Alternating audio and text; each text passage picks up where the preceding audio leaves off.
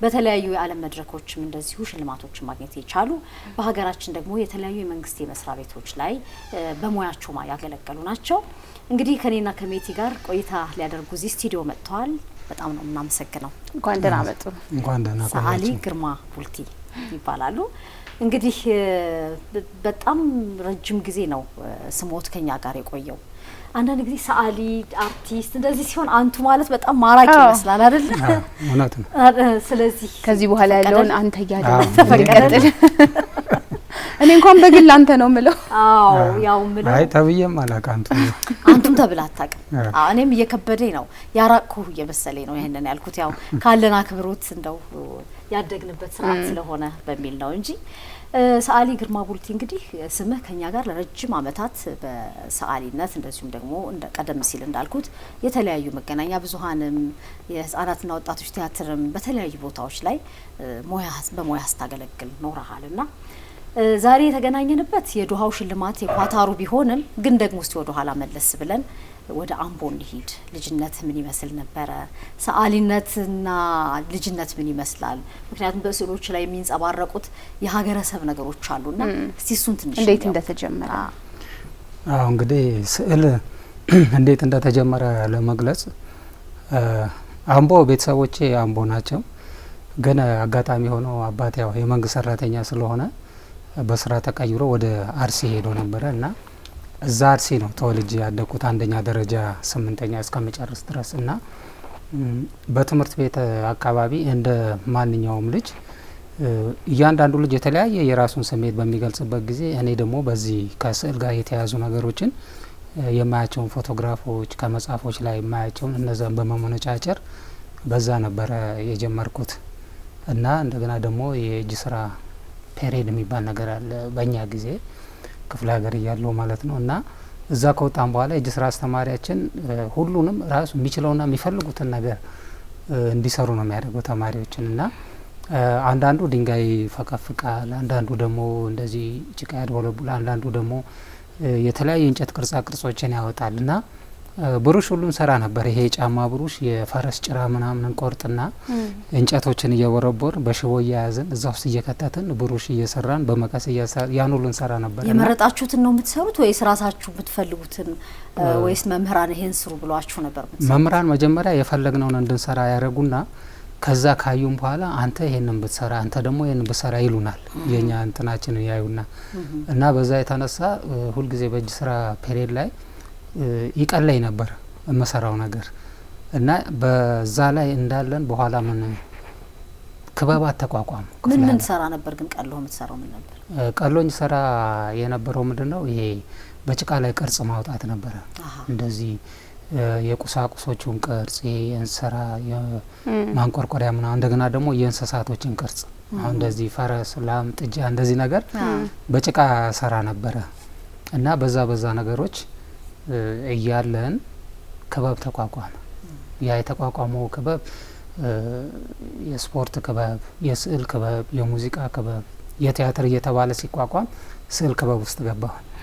አሁን ስዕል ክበብ ውስጥ ገባ የበለጠ ዝንባሌ እንትን እያለ መጣ፣ እየጨመረ መጣ። ስሜቴ ፍላጎቴ እየጨመረ ሲመጣ አጋጣሚ ሆነና የስዕል መምህር ደግሞ ከዚህ ከአዲስ አበባ ወደኛ መጣ።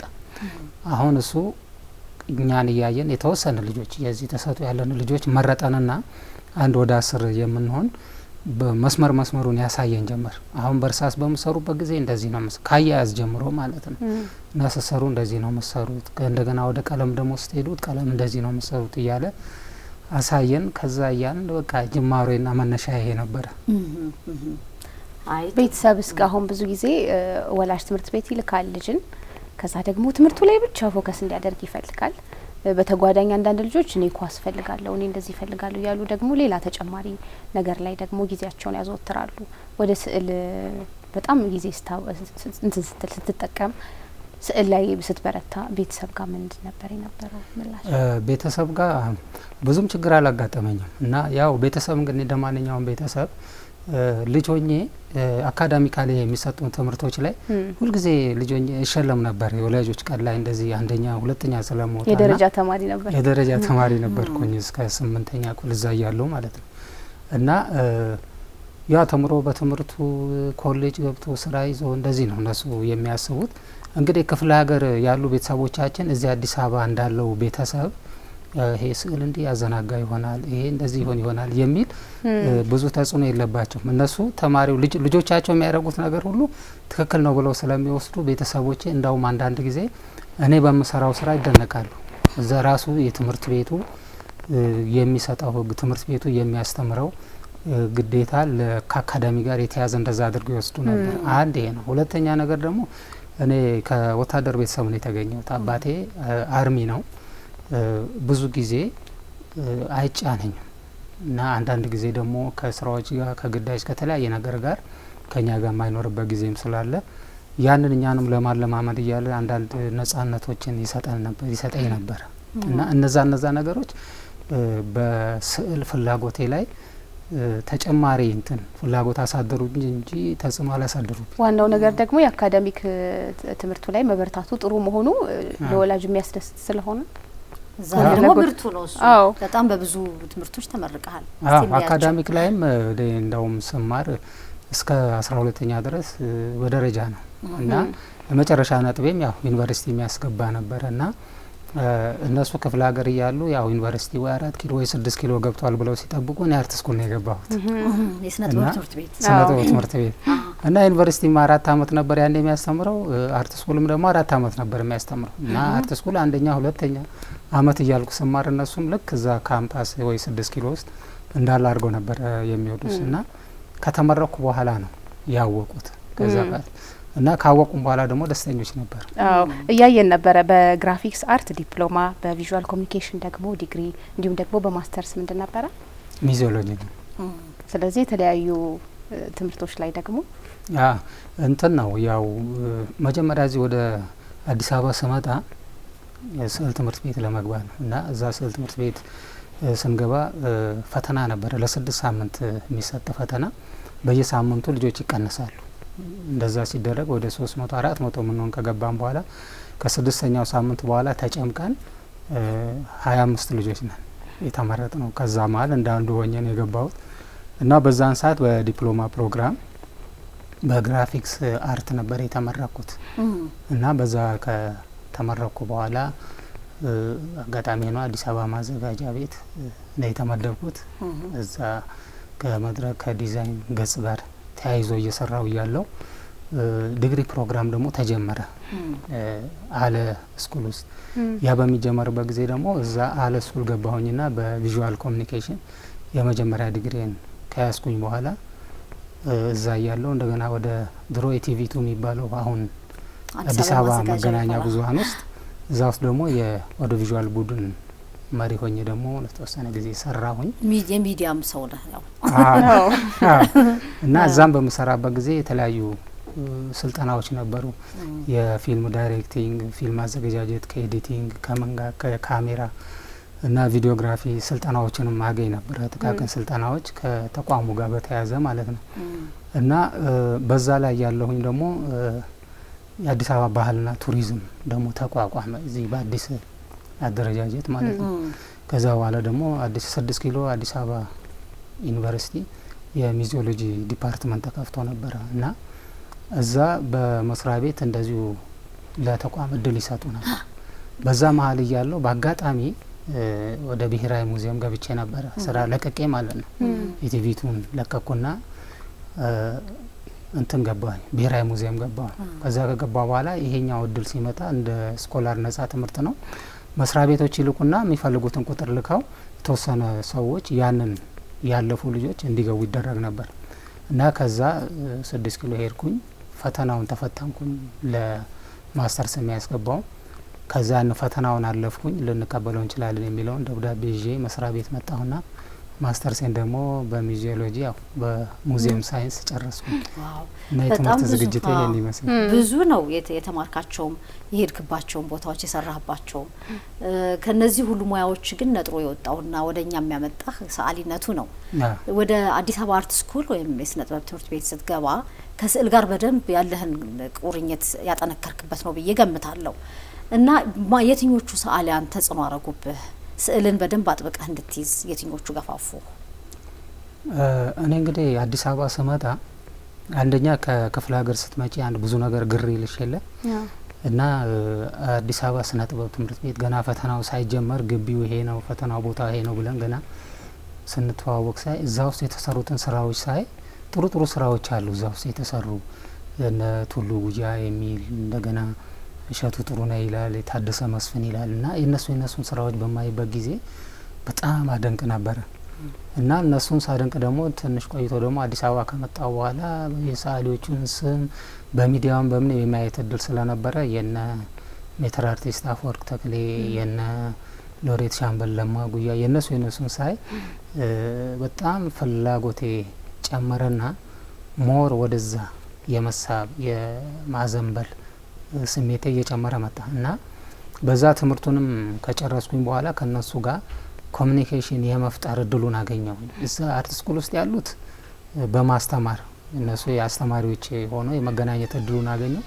ከዛ ውጪ ደግሞ እንደነ ሜትር አርቲስት አፈወርቅ ተክሌና እንደነ ሻምበል ለማ ጉያ ያሉትም ደግሞ በሚሰሩበት ቦታ ወይም በሚኖሩበት ቦታ በመሄድ በመተዋወቅ የመገናኘት እድሉን በአካል ተገናኘሁኝና ራሴን በጣም እንደ እድለኛ አድርጌ ቆጥሬ እንደውም የመጀመሪያ ኤግዚቢሽን የተከፍት ሜትር አፈወርቅ ተክሌ እንዲከፍትልኝ ያደረኩት በእውነት የዛሬ ስንት ጊዜ ማለት ነው? ኤግዚቢሽን አሊያንስ ኢትዮ ፍራንስ ነው ስፖንሰር አድርጎኝ እዛ የከፈቱት እና በሜትር አርቲስት አፈወርቅ ተክሌ መከፈቱ ለኔ በጣም ገና የጅማሮ እውቅና ነው የሰጠኝ። እንዴ በጣም በሀገራችን ያው ጥጉን ነው ይዘህ የከፈትከው ማለት ነው። የዛሬ ስንት አመት ማለት ነው? በ80ዎቹ ውስጥ ነው እርግጠኛ ሆኜ ማልናገርም 80ዎቹ ውስጥ ነው።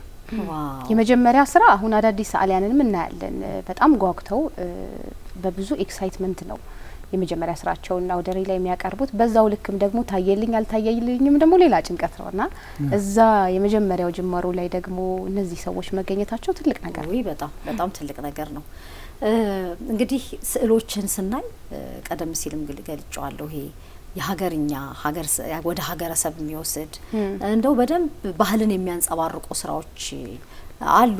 አንዳንዴ ደግሞ ምንድነው የሚባለው ይሄ አይተን ማንገምታቸው ምንድነው የሚባለው የስዕል አብስትራክት ማለት ይባላል እና ግን ደግሞ የበዛኛው ትገለጻለህ በጣም ይሄ ሀገርኛው ባህላዊው ነገር ትገለጻለህ እና እስቲ እሱን እንዴት ነው ያደክበት ነው ተጽዕኖ ያረጋግጣል? በይበልጥ ግርማ ቡልቲ አካባቢውን ደግሞ በደንብ አድርጎ ነው በስዕሎቹ የሚያስተዋውቀው። እንግዲህ አርትን በመሰሪበት ጊዜ አንደኛ መነሻሽ የሚሆነው ተወልደሽ ያደግሽበት ካልቸርና አካባቢሽ ነው። የአካባቢሽ መልክዓ ምድርና የአካባቢሽ ማህበረሰብ አኗኗር ባህልና ታሪክ የራሱ ተጽዕኖ አለው እና ቴክኒካሊ ደግሞ ገብተሽ በመሰሪበት ጊዜ በእውቀት በትምህርት ተደግፈሽ ያው ዝንባሌሽን በምታሳድጊበት ጊዜ ያንን ታሪክ የመግለጽ እድሉ ላንቺ እየቀለለሽ ይሄዳል እና በዛ የተነሳ ያንቺ ቴስት ደግሞ ያንቺ ዝንባሌ እንዲህ ፕሮፌሽናል ከሆንሽ በኋላ ከተማርሽ በኋላ በዚህኛው በኩል ሊያስኬድ ይችላል የኔ እጅ ይሄ ቢሆን የበለጠ ሊዋጣልኝ ይችላል የሚለውን ነገር ትገምቻለሽ። ከዛ አንጻር ለኔ በጣም አመቺ የነበሩት ባህላዊ የሆኑ ስራዎች ናቸው።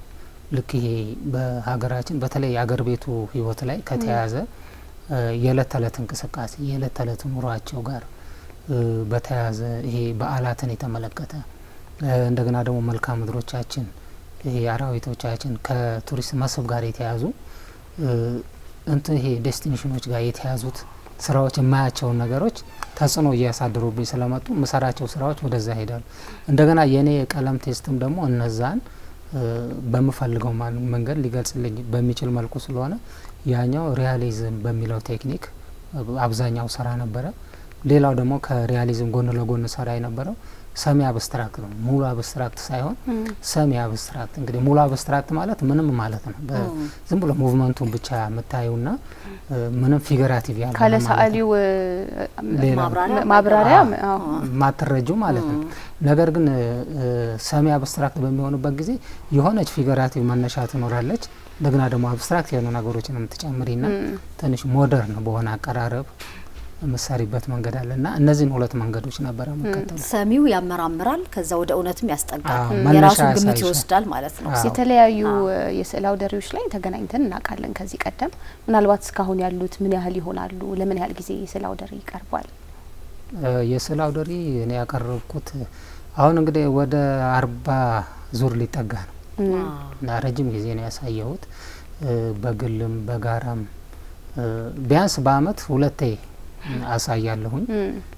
ወደዛ አካባቢ ይሆናሉ። እንግዲህ አንድ ኤግዚቢሽን በምትከፍችበት ጊዜ ሚኒመም ከ30 ያላነሰ ስራ ነው የምታቀርቢው እና እንግዲህ ወደ 30 አመት ይሄንን ስታባዡ ብዙ ስራዎች ናቸው። ክምችቱ ብዙ ነው ማለት ነው። አሁን እንዴት ነው አንተ ጋር ያለው ስዕል ለሽያጭ ታቀርባለህ?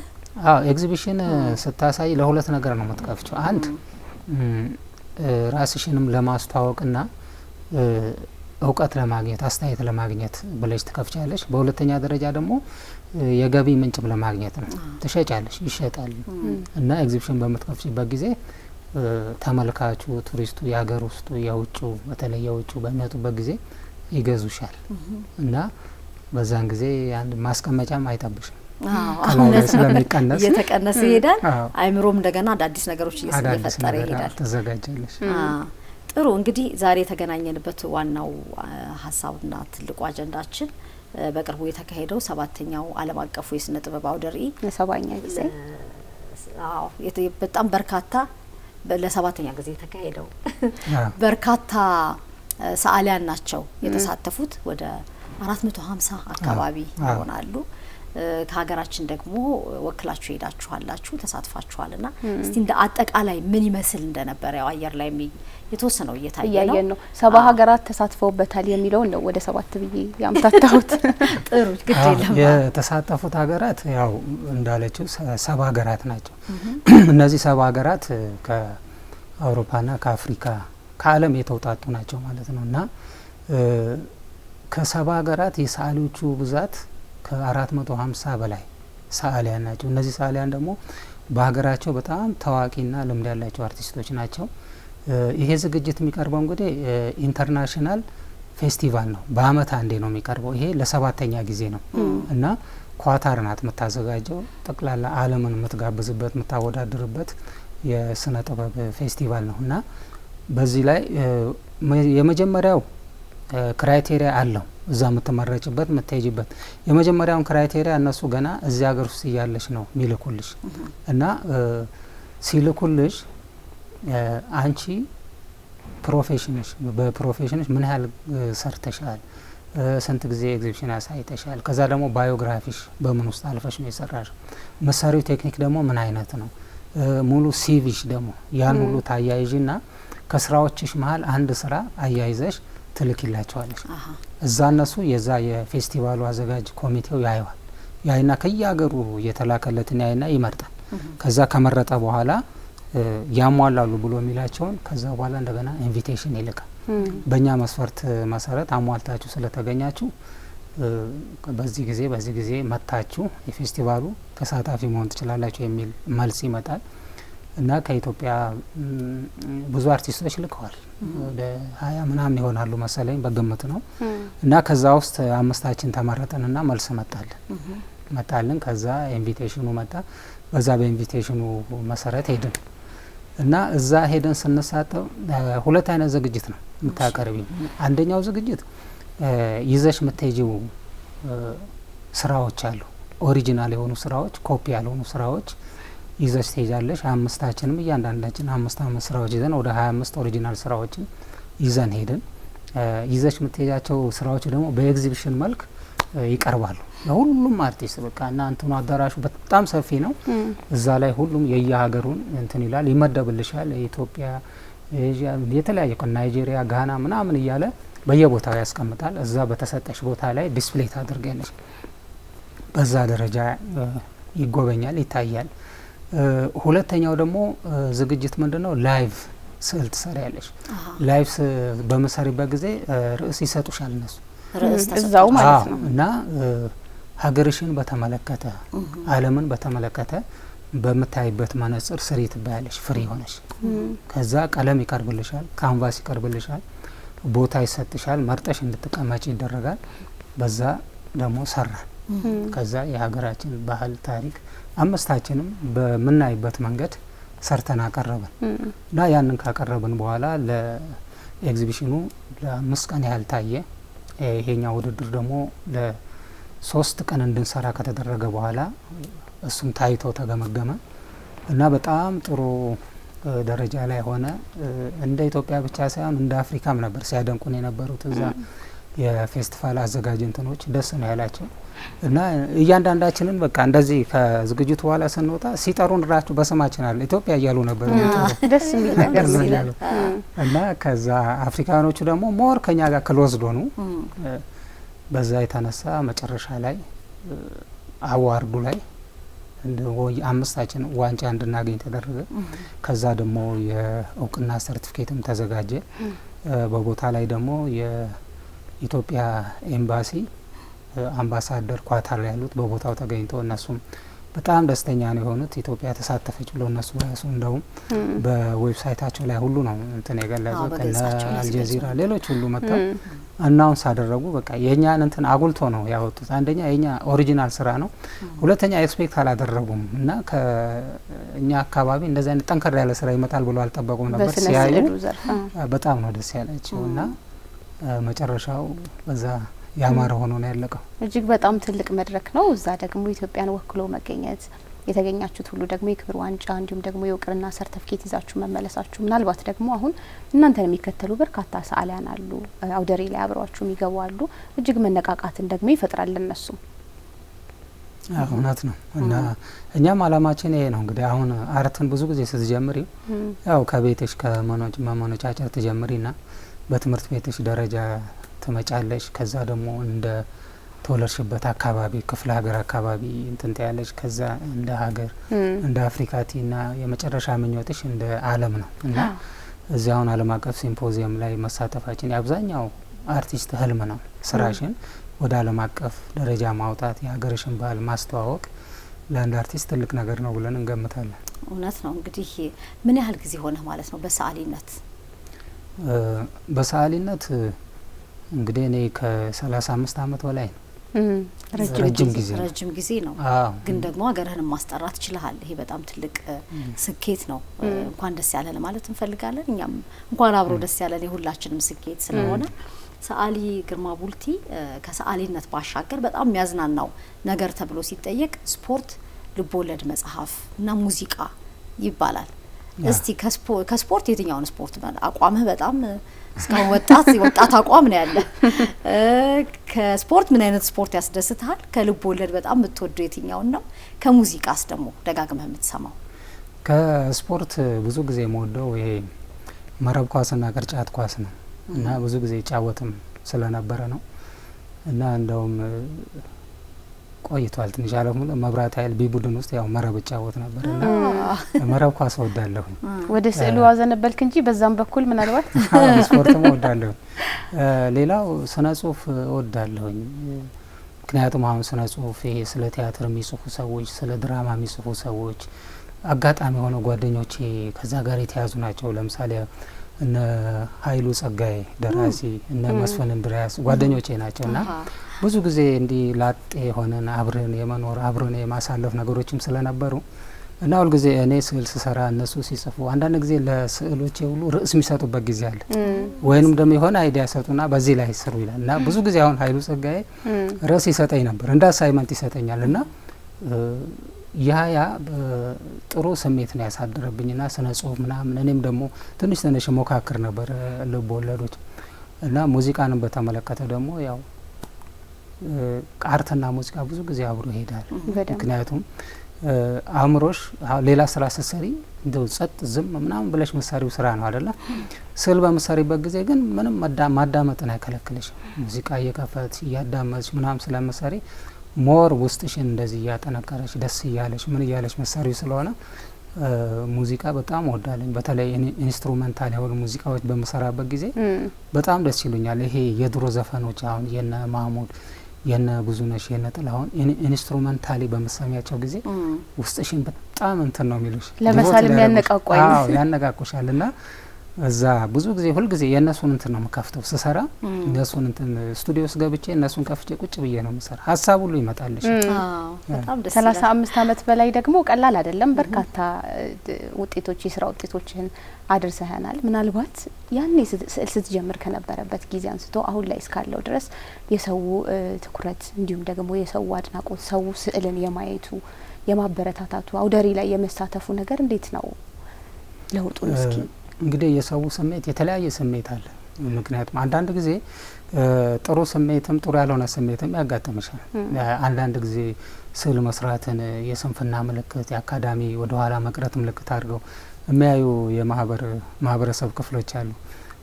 አንዳንዱ ደግሞ የገባው ደግሞ አለ ስዕል መሳሉ ሰዓሊ መሆኑ ሌላውን ትምህርት ምንም እንደማያስተጓጉልበት የሚገነዘቡም አለ።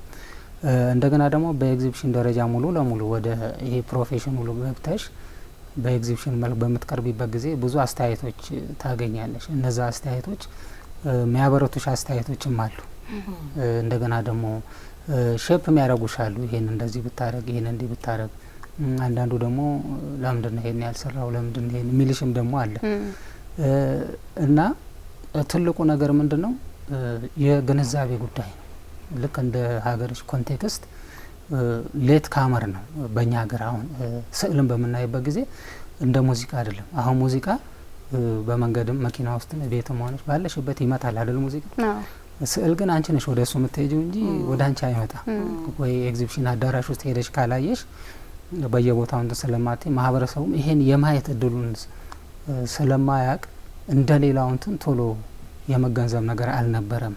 ነገር ግን አሁን ከእለት ተእለት ለውጦች አሉ። ምክንያቱም ከካቻ አምና ይሻላል ከአምና ደግሞ ዘንድሮ እያለ ለውጦች አሉ።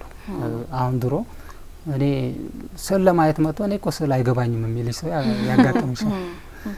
አሁን ላይ ስታይ ግን ስዕልን ከማድነቅ አልፎ የመግዛት እንደገና የማዘዝ እንደዚህ እንዲሰራለት የማድረግም ደረጃ በፊት የውጭ ዜጋ ብቻ ነበር ኤክስፔክት ምናደርገው። አሁን ግን አገር ውስጥ ያሉ ለስጦታም ተይዞ ይኬዳሉ። ሁሉ የግል ድርጅቶች፣ መንግስታዊ ድርጅቶች፣ ኤንጂኦዎች እነዚህ በቃ እንትን እያሉ መጣ። ይሄ ኦሪጂናል የሆነ ነገር በጣም ለሚወዱት ሰው ከመርካቶ ዝም ብሎ ኮፒ የሆነ ስዕል ገዝተው ከመስጠት እንዲህ በታወቁ በአርቲስቶች ኦሪጂናል የተሰራ መስጠት ነው የሚለው ልምድ አሁን እየዳበረ ስለመጣ ያ ደግሞ ለኛ ጥሩ አጋጣሚ የገቢ ምንጭ መፍጠሪያም እየሆነልን። በጣም ጥሩ። በጣም ነው የምናመሰግነው በእውነት። እንግዲህ አንድ ባለሙያ በሙያው ትልቅ ደረጃ ደረሰ የሚባለው በሙያው ዘርፍ ያሉ የዓለም ተመሳሳይ ሙያ ያላቸው በአንድ ቦታ ላይ ተገናኝቶ ያንን ነገር ማከናወን ነው። አንተ ደግሞ እዚህ ላይ ደርሰሃል። እንግዲህ ሰዓሊያን በተሰባሰቡበት እንግዲህ 400 በጣም ብዙ ቁጥር ነው።